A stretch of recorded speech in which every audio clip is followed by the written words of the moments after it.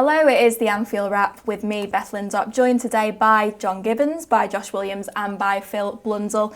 Now we're approaching the point of the season where the fixtures are coming thick and fast. It's all about squad rotation, using your squad, and that's why I'm here today, subbed in for Mr. Neil Atkinson to discuss everything that's been going on in the international break and to look ahead to Burnley on Sunday. How is everyone, first of all? John, how's your international break been? Good. We went over to Erding to see Erdinger, did the Kip on the Cop on Saturday night. He still sponsors us on Just Giving for that. That was really good. Over 400 people sleeping on the Cop. Went to the women's game on Sunday, which started well, and then... Less said about the second half. Yeah, just watched the first 30 minutes. They were great.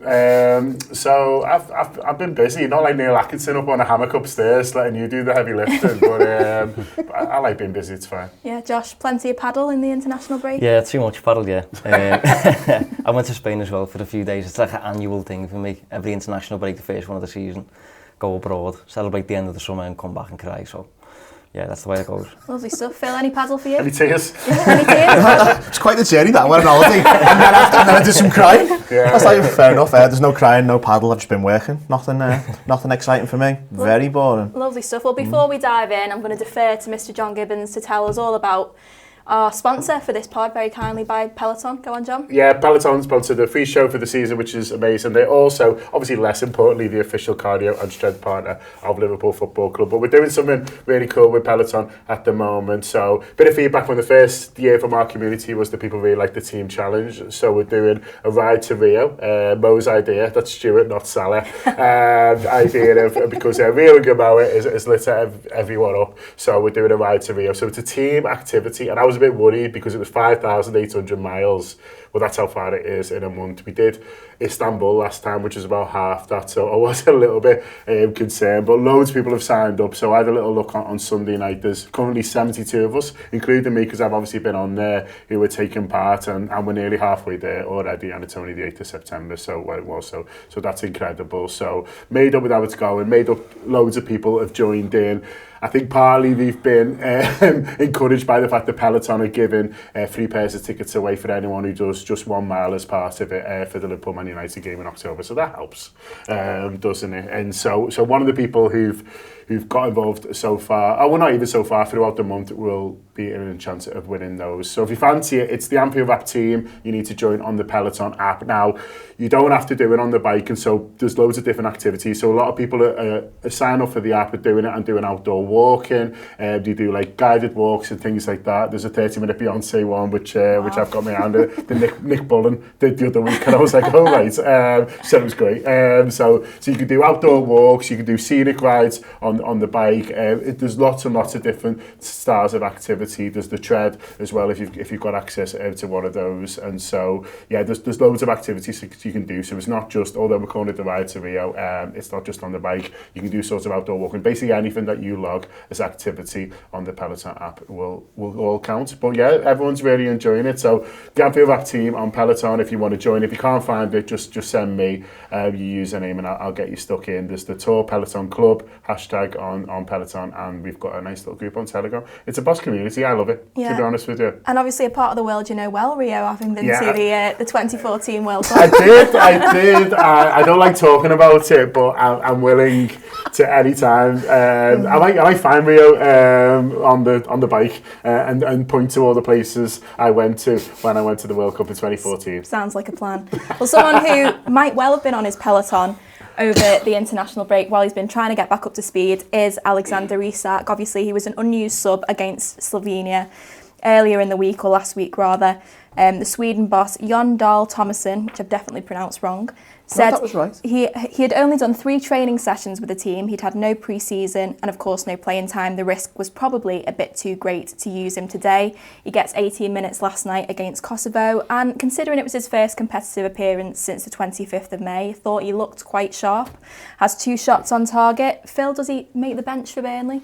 You'd expect so, wouldn't you? I think you've got to be looking at sort of the next, maybe before the next international break, just to sort of get him up to speed. I don't think you'll see him starting many games, bar possibly the League Cup, just in terms of the types of games we've got. Like, if you look towards the start, Burnley and Everton would probably be the 2 most likely ones in a sort of ideal world of the type of games they are. but they're probably just a little bit too soon, whereas you don't really want to go to Chelsea or Crystal Palace. I don't think with him sort of trying to get up to speed, and he probably won't quite be there. So I think you're probably getting him sort of probably doing 30s here and there. He'll probably get 60 against Southampton in the League Cup, you would imagine, but sort of bringing him on, 30 to go in most games and getting him up to speed that way, then you're probably looking at after the next international break when, there's Manchester United, there's Frankfurt, there's games where you can probably go, right, this is more suited to him than going to Crystal Palace or Chelsea at this stage. But, he's here for a long time, so you don't have to get him up to speed straight away, and we're in a reasonably okay position from a centre-forward point of view. So just for me, there's no need to rush him, but you would think maybe 20-25 minutes on Sunday would probably be what they would aim for. Yeah, John, I think it's going to be very useful. Obviously, we've seen it in a couple of the opening games. Ekitike has done about 60-70 minutes, and then when he's gone off, obviously Liverpool have looked out of shape a little bit. They've missed that focal point. So having a player of Alexander Isak's calibre to bring on for 15-20 minutes at the end is no bad thing. Yeah, it's ideal, isn't it? And we're in an ideal situation because we don't need to rush it. All the forwards have scored. They've all looked good. And, it's a situation now where we can say to Isak, take your time, bed in. We're not having to throw him in there. He's not here to save the day. He's not here to lift morale. We're top of the league. We're feeling great. And so I think, we will start that Southampton game. I probably wouldn't look as far as necessarily Phil is on that because you just don't really know sort of what will happen. But I think, I think they probably will have their eye on Southampton for him to be his first start and generally sort of build up his minutes between now and then, maybe see him get longer and longer. But I can't wait to watch him, and just in those glimpses, I watched someone on social did, every touch kind of thing, and yeah, he doesn't score, but it's just a reminder how good his movement is. He looks sharp, and John Dale Thomason, who was a decent striker, but he's probably before your time, but he was a decent Newcastle striker. Newcastle, yeah, funnily enough. But they've done us a bit of a favour on it, really, because you see, other clubs, PSG in particular, have had a massive fallout with France getting 2 players injured in a game, and so it doesn't always work out. But I think he's had a look at him and been really fair, which is good for us. And yeah, can't wait to see him, but there's no rush to see him start.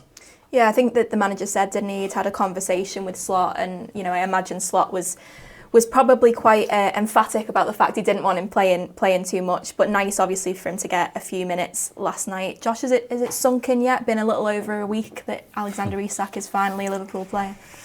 I don't know, actually, to be honest. I wrote about him yesterday, I think, and I was obviously getting the clips together and things like that, looking into his past season when it comes to goals and shots and dribbles and everything, and he's so good. Honestly, he's so good. Like, you don't realise because you focus so much on the goals and that. But even his goals, to be fair, he scores belters from all over the place. Like, he's got like quite a catalogue of finishes to him. Like, but even like the drop, he's better at dropping deeper than I realised. Like doing like Harry Kane stuff where he's linking the play and that. And nice little passes around the corner. He likes the wide areas more than I realised as well. Loves the dribble. So just a really complete player. And I think the beauty with the Ekitike stuff as well is like they're kind of like clones in many ways, but one is just fresh out the oven and one's a little bit like working towards that. So I think at the moment we'll probably see Ekitike starting games, Isak finishing them, and I think over time that'll swap a little bit, I think. But the beauty is, no matter what, your number 9 will be a very similar player, no matter what. Like, so it'll be like he's playing 90 minutes most weeks because you've got 2 of them essentially. Mm-hmm.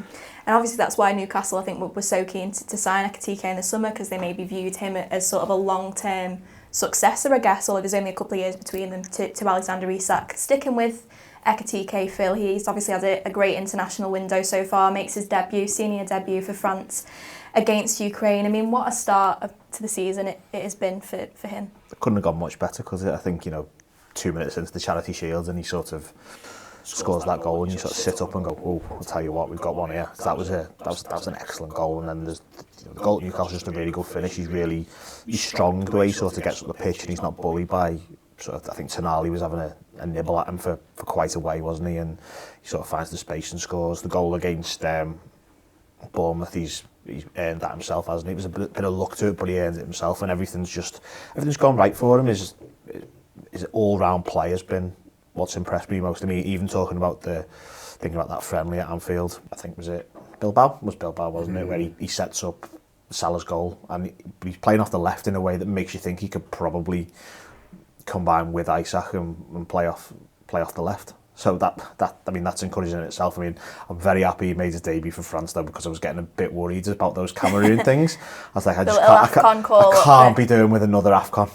I don't really understand how we managed to cope with Mane and Salah for so long, and now it's just Salah. And then there was nearly another fella going, I'm just going to be, it's next 7 or 8 years, I'm going to be going as well. So I'm delighted he did that, because I think it rules him out of being able to do that now. I can't remember if you've got to do 3 caps or something stupid, but I think he is in the position now where we've got that one out the way. So that's a relief as well. But it's nice having 2 of those, isn't it? In terms of they're similar, but you sort of wonder that maybe in a post-Salah world, if Liverpool are building up towards playing them as a front 2, like I don't know, but you think about Wirtz in maybe just off them, then 3 midfielders behind them, like a sort of diamond type thing, and that sort of got me thinking maybe that's what the long term thing is. I don't know, but either way, we've got a lot of options here to do a lot of different things, and it's just quite exciting, isn't it? Yeah, I mean, one thing I've really liked about him so far has been his temperament, because it's probably been quite hard for him, because he's obviously come in for big money as well, but a lot of the talk has been about Isak even when he came in, and I think maybe his celebration in the Community Shield was maybe something that, to do with all of that external noise about him. Liverpool obviously rate him really highly, that's why they've paid the money for him. But I think it must have been quite hard at times to feel like he was being sort of talked about almost as a bit of a pawn in this wider story, and he made some comments about Isak. Over the international break, he said, when you play for the best teams, you expect to be competing with the best players.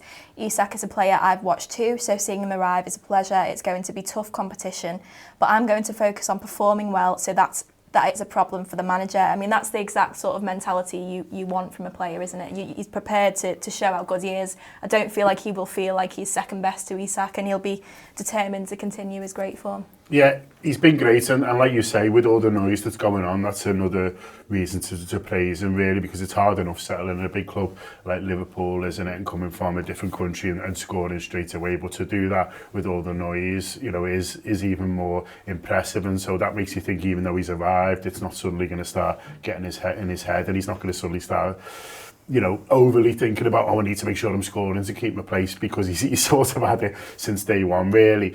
I can't believe that all this has come to a shock to him. It's his agent wouldn't be doing his job, and I'm sure he is if he's not saying, well, who else are you going out there for? And listen, the top players want to play with the best players, like he said there, so they'll be saying, well, who else are you signing? Not just in terms of like, well, is he going to start, but also like they want to see other great players, coming in. They want to see that there's a plan for the club that they're going to compete for the very highest honours, and you do that with the best players. So he seems like he's being very mature about it. He's backing himself, like you say, Beth, which is fantastic. You need to be able to do that if you're going to carry the weight of a shirt of Liverpool. But like I say, it's not going to come as a shock. He would have known, early on in those talks that Isak it was likely to come, and so he'll have had probably some reassurances in terms of A, the number of games that they want to play, B, that it's not going to be a case of, well, he's coming for more money, so he's an automatic starter. But also, it wouldn't surprise me if the manager's saying to him, like Phil said before, I envisage there's games where you're going to be playing together, so it's not just the two of you competing for this one place. There's going to be times where I feel like, whether that is wide left or whether, like Phil says, the formation changed, there's games for you. So there should be talent for wherever, and we've redesigned the whole forward line, and he's part of that. We had 6 last year, and so he's part of this new forward line that's sort of going to carry on, and for a variety of reasons, obviously one of them being tragic. There's only Salah and Gakpo and Chiesa sort of, but he's not even in the Champions League squad, who's part of this kind of new forward line that we see moving forward. And so it could never be just Isak. We always need it to be more than that, and the fact that it's him, it's great scouting, because there was a lot of forwards on the market. Josh will have looked at all of them, at times over the summer, and quite a lot of them had a bit of question mark. For Ekitike, you know, the number of games he's played at the very sort of highest level. You know, you'd like more, but you're looking at some of the others and how they've settled. Yeah, it's early days. You know, some of them haven't even started yet, but Isak down, and obviously they've got Isak in, but forget about the other one that they bought.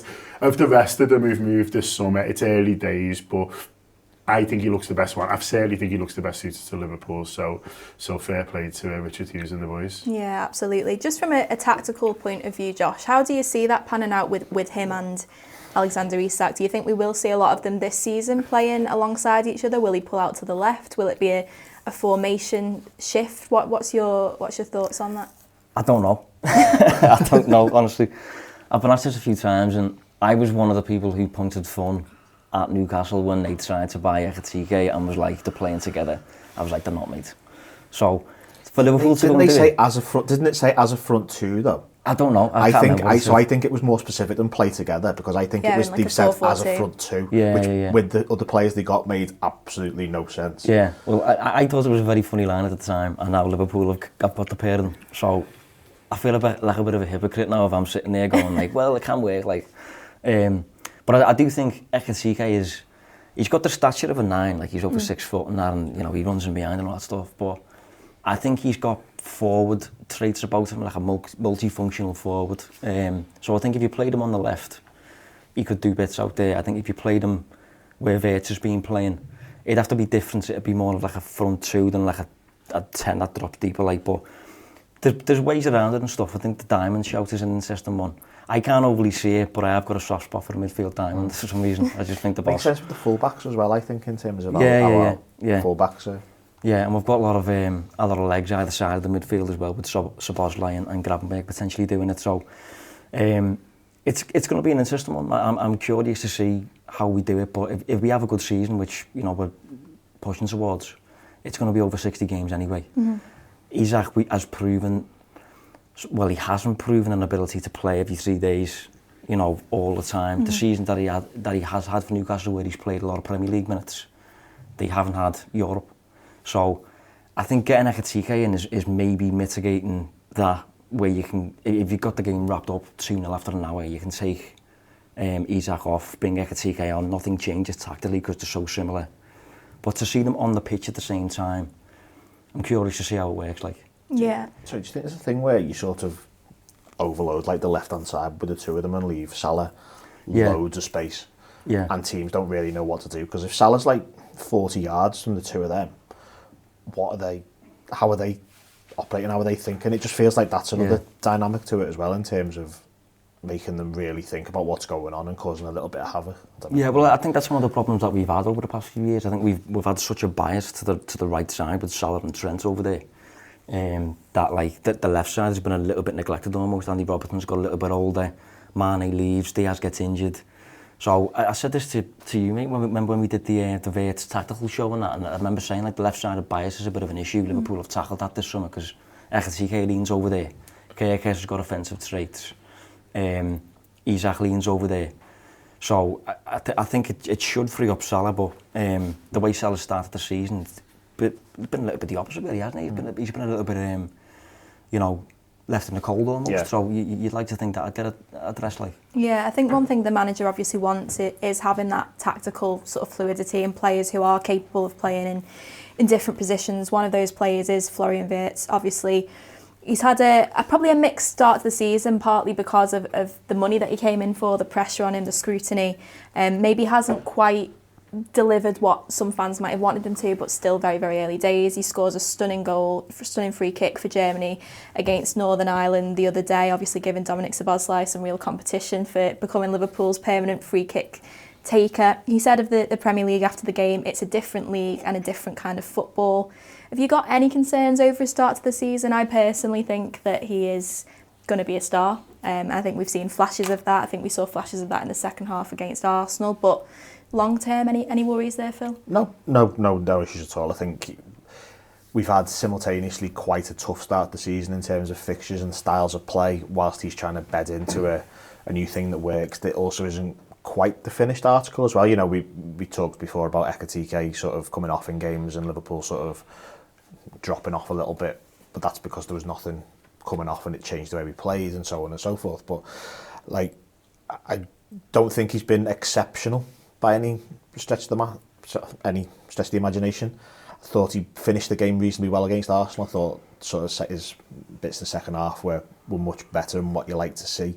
There were a few first half where he sort of was very close to finding the right pass that just didn't quite come off, and you find that pass and all of a sudden everyone's going, wasn't that amazing? But he's, a couple of feet out either way and it's just doesn't come off. But there's a couple of times where Salah's touch was just off. Yeah, exactly. The one where Szoboszlai plays that ball, he just brings it down and you're just looking at the touch. I think by the time, you're still in awe of the touch before Salah's even got the ball. Yeah. He could have had 2 assists, couldn't he, really, in that game if Salah had just been a little bit, his touch had been slightly the one where he sort of tried to get it out of his feet and it was like a trampoline, taking the ball off him, and Declan Rice gets in, I think, and blocks it. But no, ultimately, it's going to take a little bit of adjustment, because I think in terms of the football he's used to, he's probably used to sort of teams being a little bit more open in terms of how they play. And that's just how Bundesliga teams generally are, isn't it? They're not quite as sort of 2 banks of 4, in your face aggression in terms of kicking you in the same way that we ultimately played Newcastle away, and it's not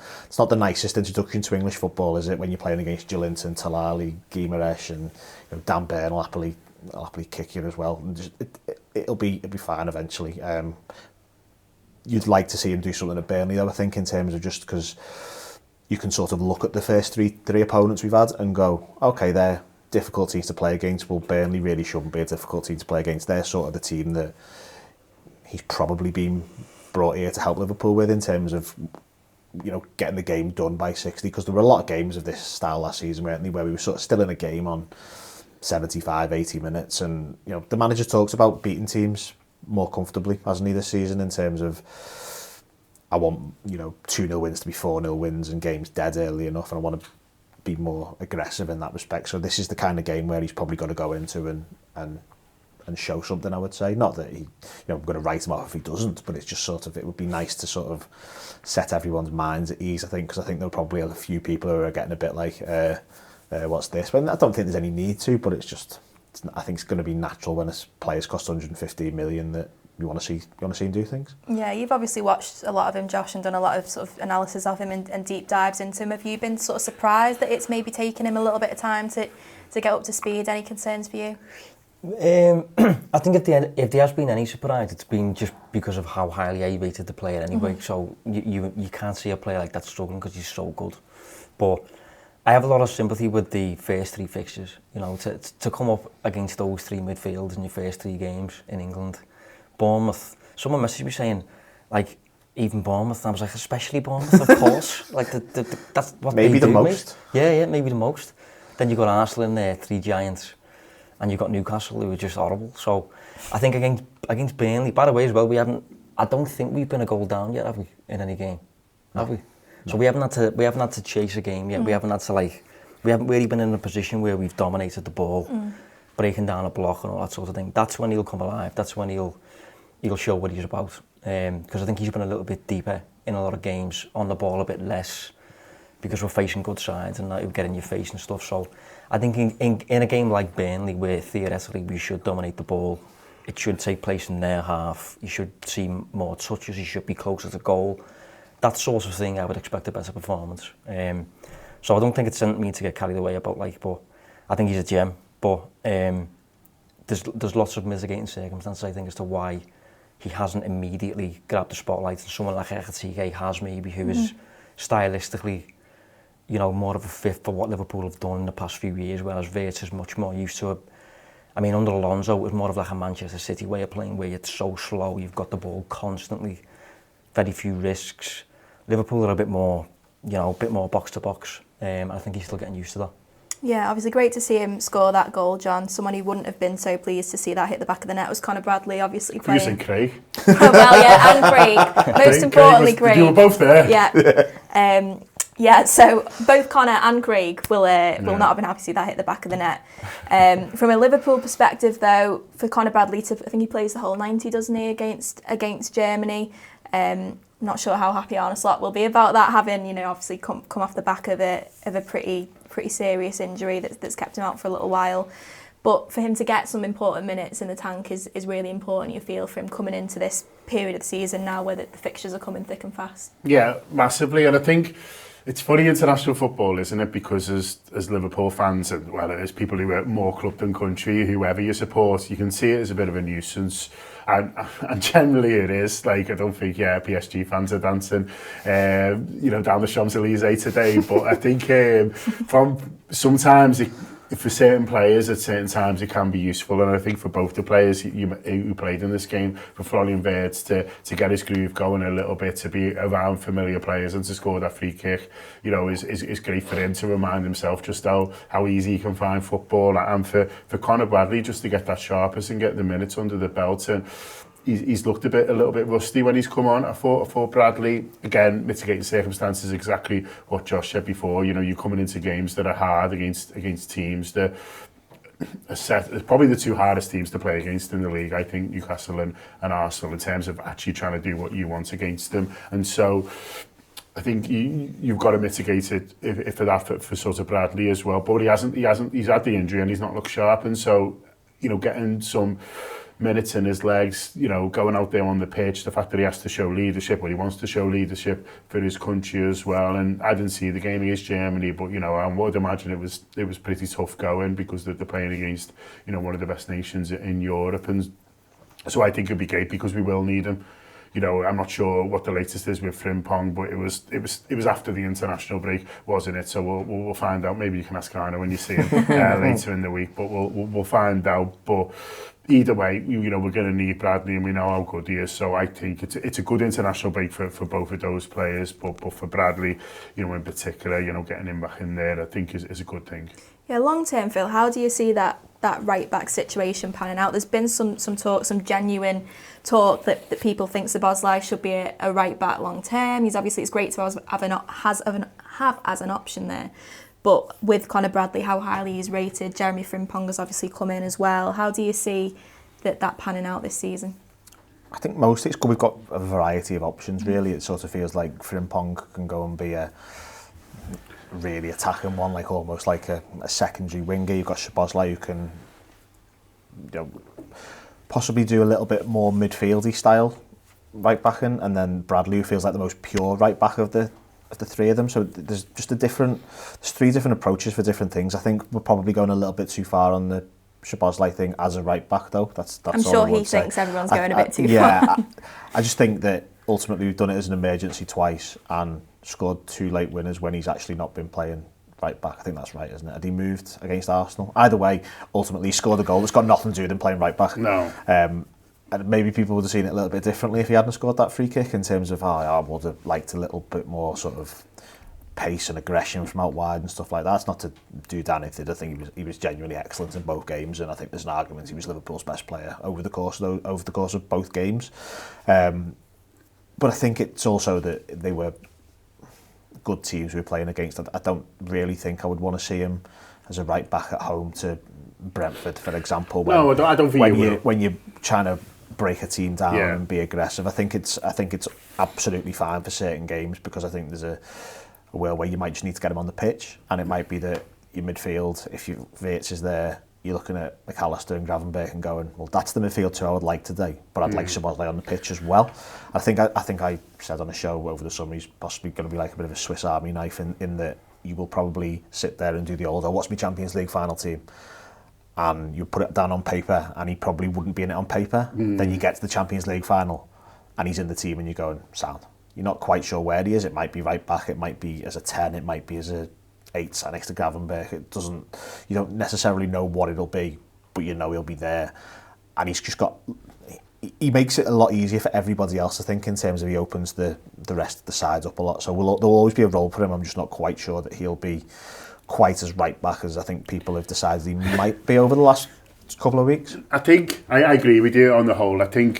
But I think we will see more of it, and it's the kind of games where they want all 4 of them on the pitch. He's got an interesting situation in midfield now, because he's got 4 belters in there. Listen, I'd say Curtis Jones is a great player as well, but he's shown he's quite willing to leave Curtis Jones on the bench. But for Szoboszlai, Wirtz, for McAllister and Gravenberch, you know, well, for the three of them who've been there the last season, they started pretty much every game last year, and then obviously got Florian Wirtz who's coming into play, and so it's an interesting situation there, and we've not really seen how the manager's going to manage it because of the injuries, and because McAllister wasn't ready at the start, and now Szoboszlai's had to pay right back. I think for your likes of Brentford at home, I think he'll use that as an opportunity to rest someone. So last year he didn't rotate too much. Was that design? Was that because he didn't fully trust his options? Or probably a little bit of both really, but he's talked about wanting to do it a little bit more, and so I think, you know, you talk about not wanting to see Szoboszlai there right back because of the style thing, and I agree with that. I think it makes more sense stylistically to have Frimpong, but also it's a chance to say to McAllister or just sit out. Yeah. You know, we've got Real Madrid on Wednesday or whoever it is. So I think we're more likely to see, you know, rotation in those games, and you've got 3 players for 2 positions, and they both play twice over a 3-game period, and he moves them around. Where it will be interesting though is that when we get to the bigger games towards the end of the season, because it's a long way away and you don't know what form's going to be like. Obviously there might be injuries, but it wouldn't surprise me if he does start to try and find a way to get the 4 of them on the pitch as much as possible. And then how is that? I went into the season thinking it was one of the front 3 who might be missing out, but I'm starting to think now he might end up playing him a right back. The other thing with that is you get into the end of the season and if you're in the mix in the league and the European Cup, you've got big games twice a week for 2 to 3 months. So having the ability to sort of to do that and use him, and you know he can go all day as well, can't he, in terms of he could probably play every game in 3 different positions, not at the same time, but collectively, and be all right with it, and that allows everybody else to be fresher. You know, I don't think McAllister's probably brilliantly suited to sort of that type of fixture list. So you can take him out, and you can probably put Frimpong in, and you can do all kinds of things, and it'll ultimately work, and it sounds like a problem, but it's not a problem, is it? It's actually a luxury. Moving on then to defenders, and I want to touch on Ibrahima Konate's comments that he made about Real Madrid. He said, "Mbappe pressuring me to join Real Madrid. He calls me every 2 hours." Now, Josh, I've got a little bit of sympathy for Konate here, as you know, being part of the media, sometimes the media do ask players leading questions, and I'm sure that was probably one of those kind of questions, and he responds to it with a tongue-in-cheek response. Obviously, understandably, it's got fans a little bit concerned about what that means for his future. We know, obviously, he's out of contract next summer. If he does leave next summer, what are your feelings on that? I think based on what I've seen online, which you can never really put too much faith in, but I think I seem to view Konate higher than a typical fan, based on what I see. A lot of people seem to be a bit whatever about it. They seem to downplay how good he is. They seem to point out that he has the odd bad game, which he does, to be fair. But I think he's a joke when he's on it.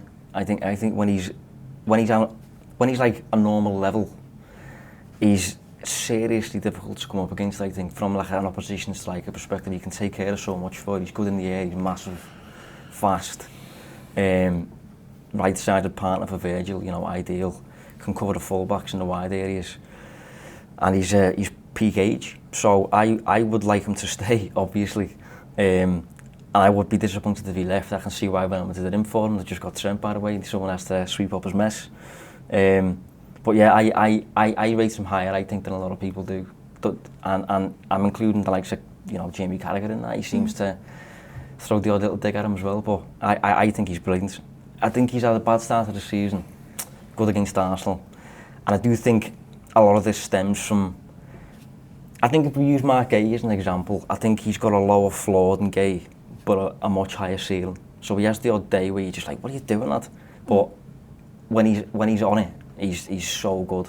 Whereas Guehi is probably consistently 7 out of 10, never really drops below a certain level. And I think that's probably where it comes from, you know, the criticism and stuff. But I think he's a very, very valuable defender, and hopefully Liverpool can keep him. Yeah, I do agree with Josh John. I think, you know, when he's on his game, he is fantastic. I think against Arsenal he was sort of close to his best, and you know, he's capable of that level. My issue with him, it sort of feels like he goes through a bit of a cycle where he'll play really well, and you'll be really pleased for him, and then he'll maybe pick up an injury, he'll be out for a little while, and then it always seems to take him a little while then to get back up to speed, as it does with a lot of players. But obviously at centre back you're probably exposed a little bit more than in other areas of the pitch.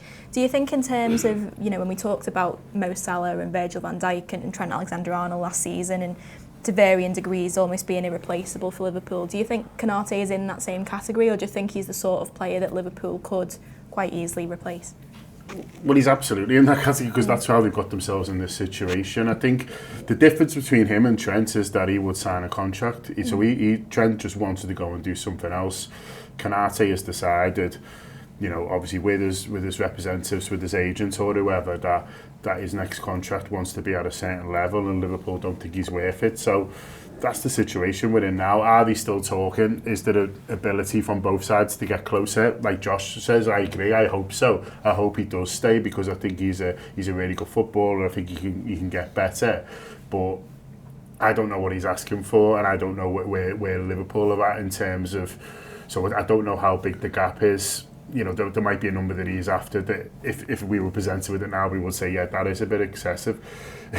For all the talk around it, and obviously like there's also more hype, it's just a fucking work thing.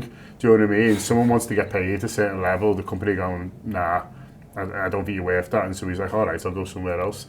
Like, I don't know. It's just like that's just like your mate saying, oh yeah, I'm not getting paid. I'm going to get paid some more to go there and move it to another law firm or something. Or, you know, it's like it's just like, when you break it down, just like quite a basic work thing. There's some lad, you know, thinks he can get paid more somewhere else. And so it is just that. So I hope they can come to some sort of agreements without knowing the numbers that are involved, that you hope they can get sort of closer. But if they can't, it's because Liverpool feel like that, from what you just said, Beth, that it's not because Liverpool think he's crap. It's not because Liverpool don't, you know, see his potential and his ability. Forget about potential, his ability right now. They'll just be looking at and thinking, for the kind of money he's after, we think we can get someone better, or we can think we can get someone just as good and pay him 50% less, because it all goes on the pitch. It all ends up on the pitch. It's not like they're holding money back. They'll be looking to use that money somewhere else. And so the Konate, I'm just sort of putting my faith in the nerd a bit on this one, to be honest with you, and just backing them to get it, because I think if he does go, I think they'll end up in a situation going into next season where we're at least as well off, if not better off, in that centre half position as a whole. Yeah, I think you need to get that on a t-shirt. Back the nerds. Well, I've got a couple right with me, so I just thought, you know, I'd do my best. Cheers, mate. Every time you just throw it in there. No, he got me as well. It's not an insult. I'm just, you know what I mean? Like some of the best friends are nerds. Yeah, I need you to clarify how many of us around this table you're thinking nerds. You're on the cusp. Yeah, you're nerd curious. Okay. But no, yeah. I agree with what both of them have said, Phil. Or even on the nerd thing. Even on the nerd thing, especially on the nerd thing. Look great, wouldn't it? It's just walking out. I think I agree in terms of, you know, obviously the Trent situation was difficult because there was so much emotion attached to it, and you know, you look at it through the lens of a Liverpool fan, and you think, how can he leave the club at this moment in time and whatever. With Konate, I don't feel that. I agree, I'd like him to stay. You know, it'd be disappointing to lose another player on a free contract to Real Madrid from Liverpool's perspective. However, you can sort of understand that, like John said, maybe he just doesn't feel like the money is what he's asking for, what he's deserving of. We obviously don't know what those conversations are like behind the scenes.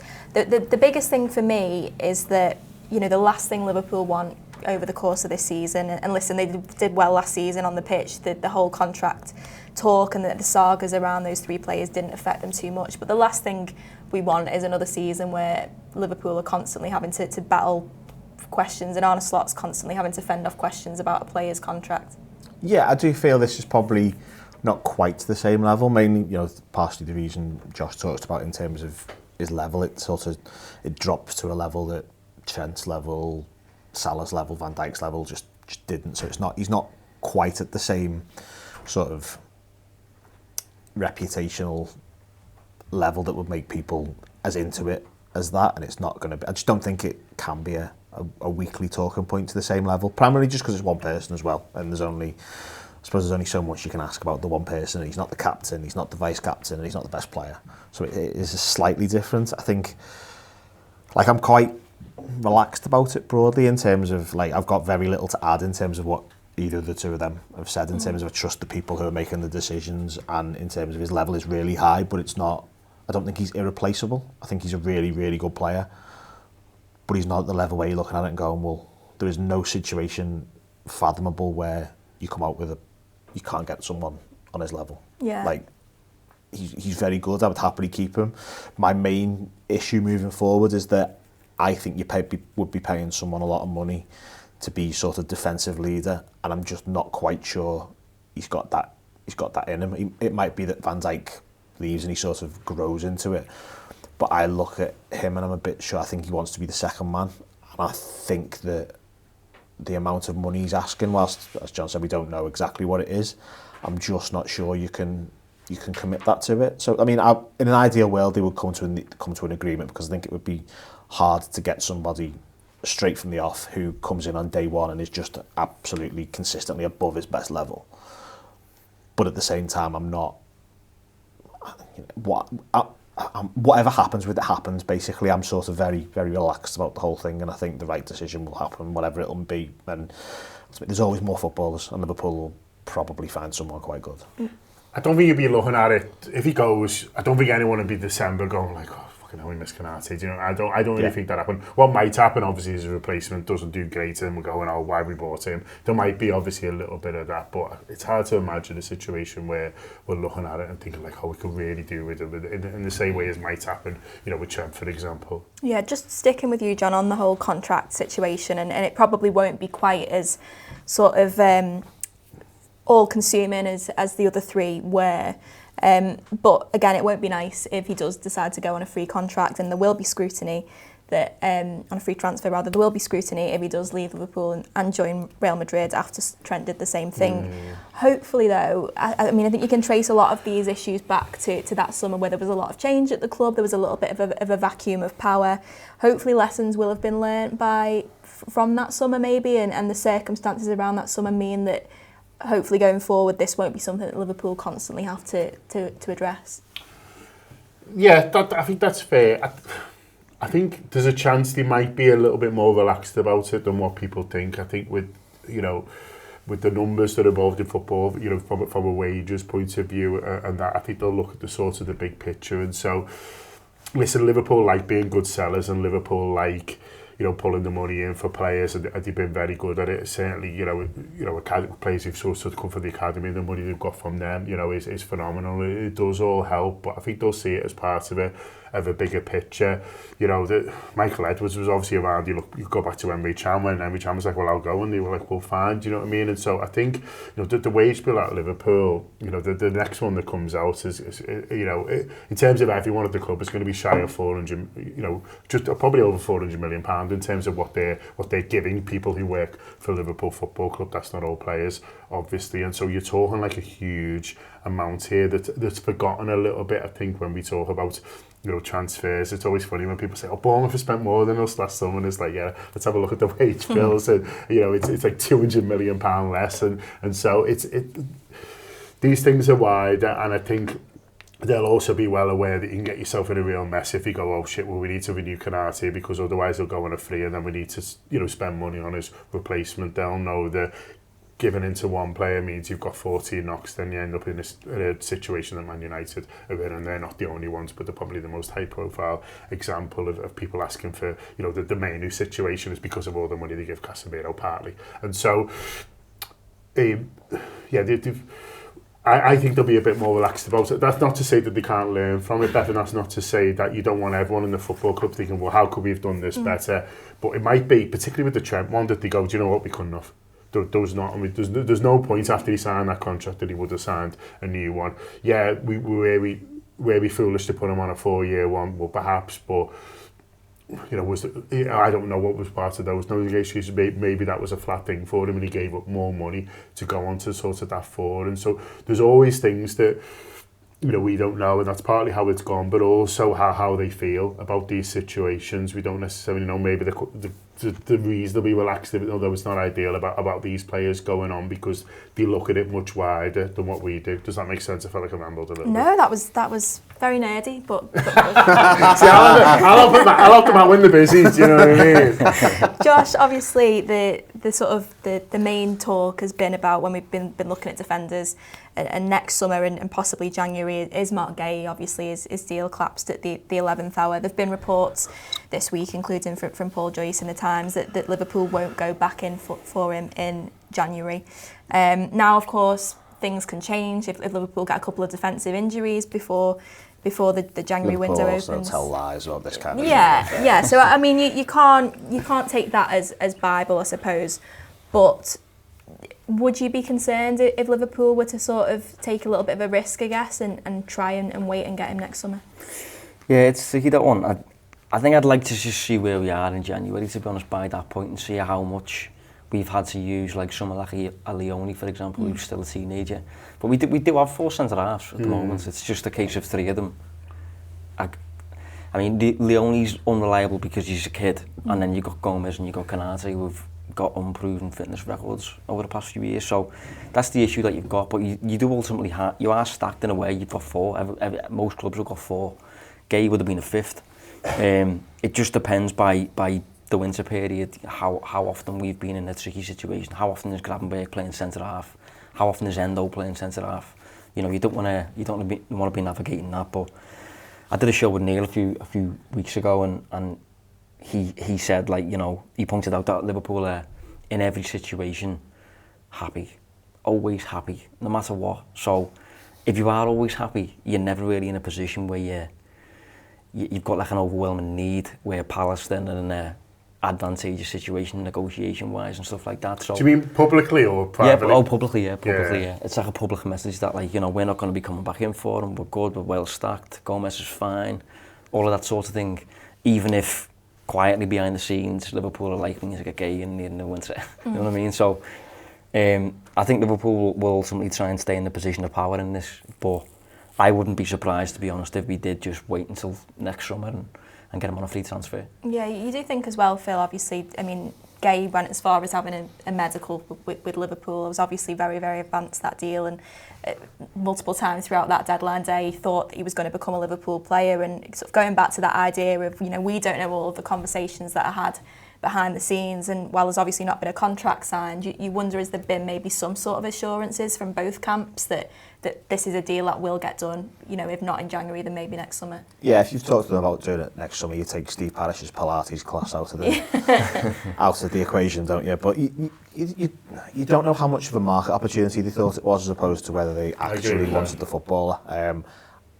I thought it was from the start, I thought it was a bit of a peculiar signing, just in terms of the style Liverpool centre-backs have played for the last 3 or 4 years doesn't really fit with him. Now, it doesn't mean that that's definitely how we move forward, but he's not amazing in the air, and Liverpool's centre-backs have to defend a lot of long balls because the way of getting out of jail is going, there's one-on-one up there, we'll just kick the ball up there and maybe we'll get a second ball. And if you don't win the second ball, it makes your life a lot harder. So his on-the-ball stuff is better than Konate's, but if you start on the whole process 15 yards further back, it has to be. So I thought it was a bit peculiar, and we'll just have to find out exactly how into him they are. If they are really into him, then I think we'll probably sign him. But if they're not that bothered and the happiness thing comes into play, and there's another market opportunity might pop up between now and then, they may move away from it. I think everything's on the table. I don't necessarily buy the idea we will absolutely not sign him in January, because again, you don't know how much of this is the football club negotiating in public. The amount of things that are said is, not just at Liverpool. Like, let's look at Luke Edwards, for example. Like, the things he was fed all summer was basically just say this, and he sort of presented it as categoric truth, and all of a sudden we know it wasn't. But you have to create an impression to maybe get the best deal for the football club, and ultimately Liverpool's attitude would be to get him for as little as possible in January. So maybe if you say, yeah, we're not interested, it turns up that Palace come and go, yeah, come on, we've got someone lined up. We're in a good nick in the Conference League. Would you like him? And you can go from there. But there's the noise I just never really buy into anyway. Yeah, I mean, time will tell. I think that's a thing we should all adopt, try and be happy at all times. Someone who definitely is happy, though, is Ian Salmon, and he's talking to Neil Atkinson about his new play at the Royal Court Derby Days.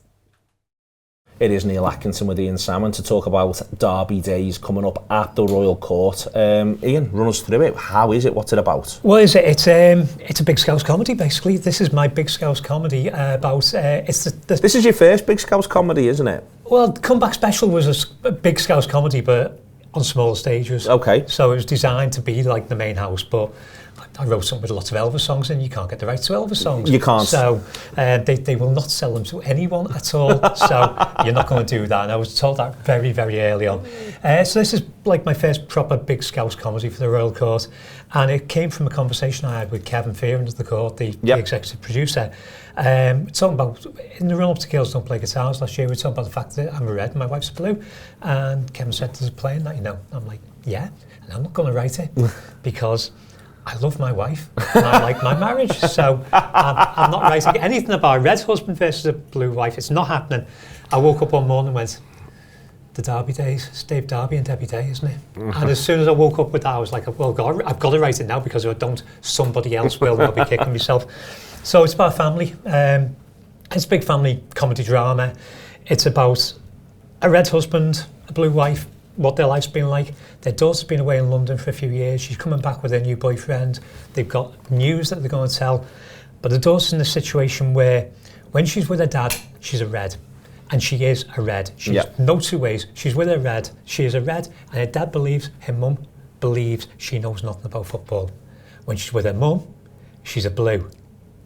And her mum believes that her dad believes that she knows nothing about football. So she's hiding her allegiance to both teams from the other at all times. If she's with both, she knows nothing about football, but he knows she's secretly a red and she knows she's secretly a blue.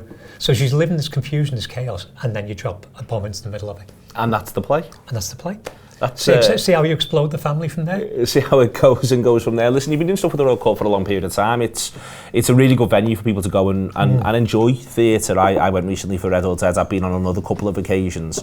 It's a great theatre. It's a great theatre to be part of, and for a show like this one, everyone should have a ball. Yeah. The idea is, what I want from this is I want all of us to laugh at ourselves. Yeah. So I want Reds to laugh at the jokes that are against Liverpool, Blues to laugh at the jokes against the Blues, and it's kind of like there's an equal number of jokes against each. There's an equal number of barbs, an equal number of insults. I know because I counted them. But what you've also done is you've had this play. You've counted them. I've counted them. You've also had this play. You mustn't have known it was going to clash with the derby when you agreed to get it staged. You mustn't have had the fixture list by that point. No, I didn't, and I was quite annoyed that happened. You're going to literally have this play on the day of the Merseyside derby. Yes, and that means there's going to be a bit of rewriting the day after the Merseyside derby, because I'm going to have to refer to what's happened in that derby, because they refer to what's happened in derbies. So the actors themselves are going to have to improvise on the night, aren't they? They may have to improvise on the night, or I might be writing at 5 o'clock for at least one of the actors after having watched the game. So that could be fun. Having watched the game and possibly gone to the pub on the way back, which is the best way to write in fairness, let's be honest. I'm making half a living out of it, don't worry. Work for millions of writers. Yeah. But the game the play has always been set on the week before the first derby at Bramley Moor. So that was always set. But I started writing it a year ago. So when the actual fixtures hit at the beginning of the season, I was like, oh, thank God for that. And then I looked at it, I was like, oh, Jesus Christ. We're actually on stage at the time the derby is happening. We are actually playing, because the derby is a 12:30 kickoff. And the matinee. We've got a 2 o'clock matinee. Yeah. So there may not be a 2 o'clock matinee, because there might not be anybody in the room. I don't know. It is. Yes, I'm going to say it is. It'll be an interesting ticketed moment. I want to see how it gets on. Yes, I would love to see that performance, but I won't be, because I'll be in my seat at Anfield. That's the way in which it is. Listen, who's in it and why are you excited about it? Has it been a lot of fun with the cast? It's been brilliant. I spent the first week in rehearsals with the cast, and I've never seen so much thought given to a script, and the script pulled apart and ideas thrown in. It's a four-hander, and Nicole Bean, who was the associate director on Red or Dead, is directing this. Yeah. So she's had one football experience, she's gone to another. Dominic Carter is playing Dave Darby. He was Janos Slint in Game of Thrones. So he was executed and beheaded by the King of the North.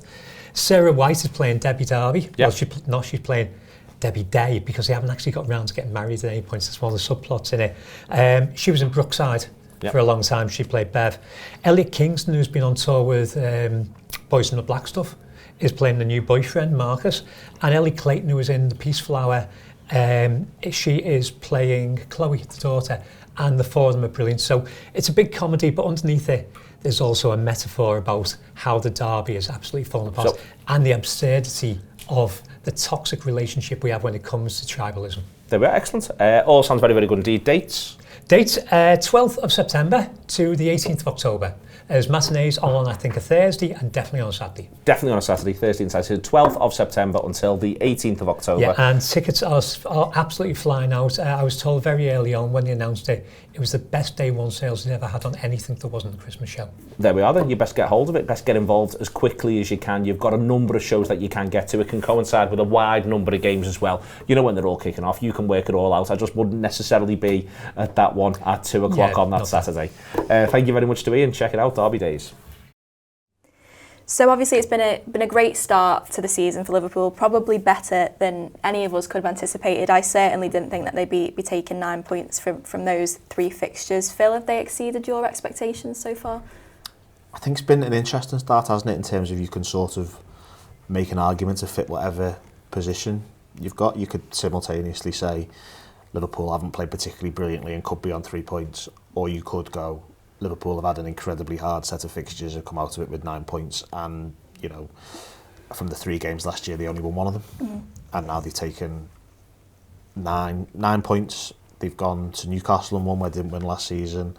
You know, even to the point where Liverpool won 3 away games at the top 10 last season, and 2 of them were Bournemouth and Brentford, and one of them was Brentford where Liverpool scored twice in injury time to win.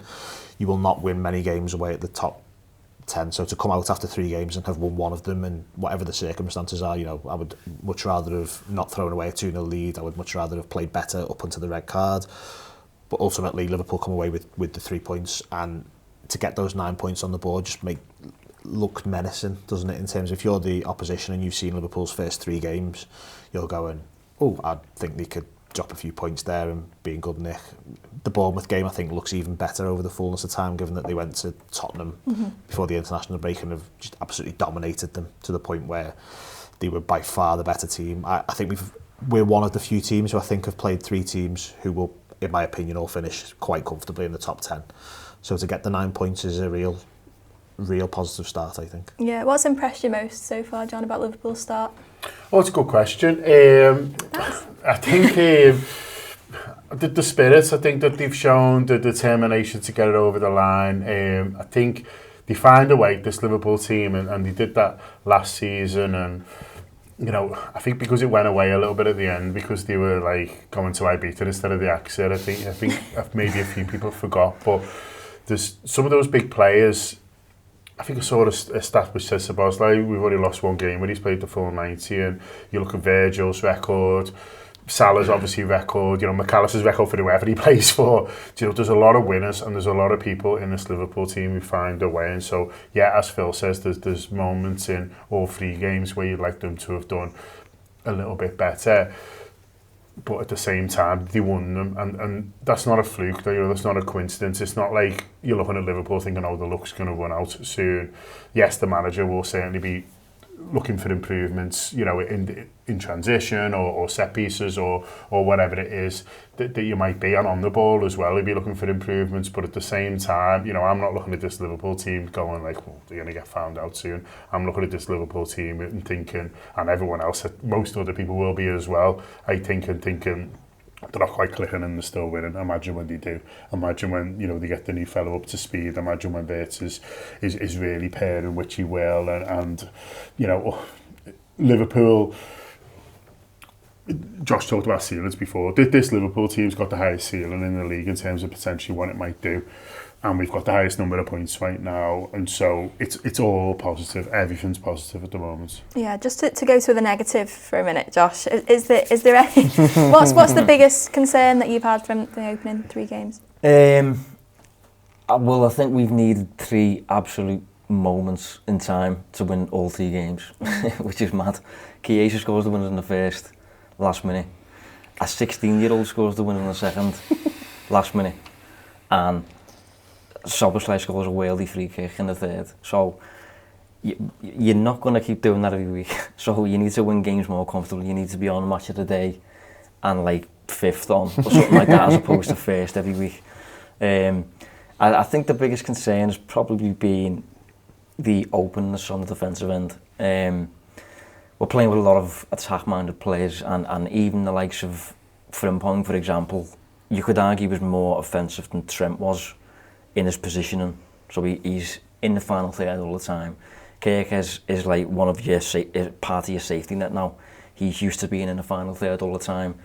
Wirtz is far more of a 10 who roams than Szoboszlai was. I think Szoboszlai was a bit of an 8 in disguise. So you've got a lot of attack-minded players on the pitch there, and as a result of that, when we've lost the ball sometimes, everyone's ahead of the ball, 6s and 7s, and you leave the back door open a little bit, and Liverpool have been done. On a few occasions, I think, just conceding chances and things like that, and we didn't last season, really. So I think that's one thing to keep an eye on, and I think Burnley is a game that I would expect Liverpool to, get the process right. I think I'd like it to be a game where we just win 2-0 and we don't concede any real chances, and it's not like an end-to-end transition game or anything like that. So that's definitely something to keep an eye on. But again, there's lots of mitigating circumstances so far this season as to why that's been the case. And I think if Liverpool were ever going to have a wobble this season, I think it was going to be now, because the depth issues that we've got, we haven't got much depth in attack. We've got 1 or 2 injuries. McAllister comes back late from pre-season. We have a really tough start with the first 3, and we come out with 3 out of 3 wins. So you have to tip your hat to that, despite the subtle things that you can improve with your performance. Yeah, 7 fixtures now between now and the next international break, which is only in another 4 weeks. Feels like, they come thick and fast in this part of the season. To put you on the spot a bit, Josh, is there anyone that stands out in of these next 7 fixtures? Obviously, we've got Everton in a couple of weeks. We've got Chelsea right before the next international break. What do you think will be the biggest test between now and the next break? Yeah, it's a good question. Fulham. Yeah, Fulham today, mate. I think for different reasons. Like I think Everton is always a bit of a nightmare fixture, just because there's always the prospect that they might just volley one of your best players. I think Atletico Madrid in the Champions League, I'm curious to see, because they are the kind of team that will present a bit of a block to you. Wirtz in that kind of game should shine. Liverpool should have the new weapons, I think Slot has called it this season, to break down that block. But at the same time, they will test what I've just said about leaving the back door open. They'll have a word with that sort of thing. So, and Chelsea are just ticking along nicely, and they've got a lot of depth. Just picked up, I think, 2, you could argue, relatively major trophies in the past 2 or 3 months. So they're a growing side. I think they're on 6 points, are they? 6 or 7 They're on points. 7, yeah. Yeah. So I'm curious to see how we get on against them, because you could argue they had our number last season, really. I mean, at Anfield, we beat them 2-1, I think, but they were the better side for me. And Slot said that himself, didn't he? Yeah, he kept touching on that throughout the season, and then we go to their ground, and by that point we are in Ibiza, aren't we? But they won that one as well, didn't he? Yeah, it was 3-1. Yeah, 3-1. So I'd like to see a performance against Chelsea, but ultimately in the Premier League nowadays, it's every single week you've got serious tests. So it's going to be a tough season, no matter what. Yeah. Any concerns about Burnley, John? No, not really. No, I think they'll go there and beat them. I've not seen loads of Burnley this season, but where I have, I don't think they look, really horrible to play against, and I don't think, obviously they look like they've got loads of goals in them either. So I think we'll be all right against Burnley. The Atletico game will be really tough, as Josh says, but it does feel like with the way the system, like it's fine if we draw that, you know what I mean? It's like whatever.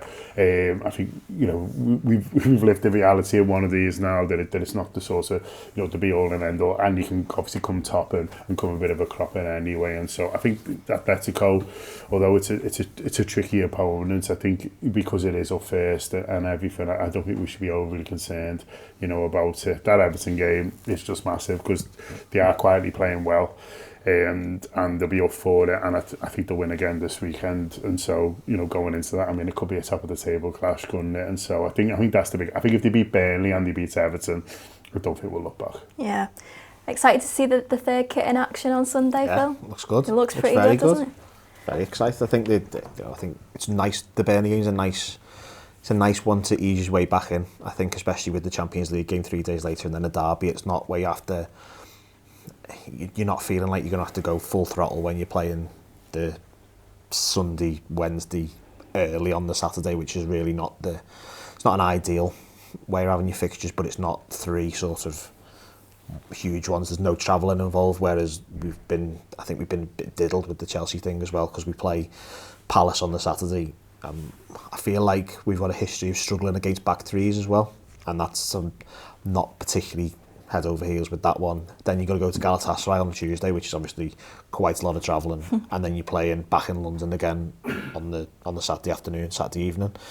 That's a really hard week, especially when Chelsea actually, I think, play 3 home games in that time. I can't remember if they've got in Europe, but I'm pretty sure they play Saturday home, Tuesday home, Saturday home, which is not the ideal situation for us really, but ultimately it is what it is, and we're getting 3 generally tough away games there out the way before the second international break, which is not the worst position to be in. So you win these first 2 games and it sort of gives you like a little bit of wiggle room. Like ultimately, it would be disappointing to win the first 5 and then draw twice, but if you get to the end of this international break and you've won 5 and drawn 2 of your first 7, and you've got Chelsea away and Newcastle away and Arsenal at home out the way, you're in a really good position. We've got a real opportunity to get to the end of this sort of 7-game spell and set the season up really nicely, I think. Yeah, busy period for Liverpool, busy period for the Anfield Wrap too. Plenty of content coming up ahead of the Burnley game on Sunday. For now though, thank you very much for watching, for listening. Thanks to Ash, thanks to George, thanks to Patrick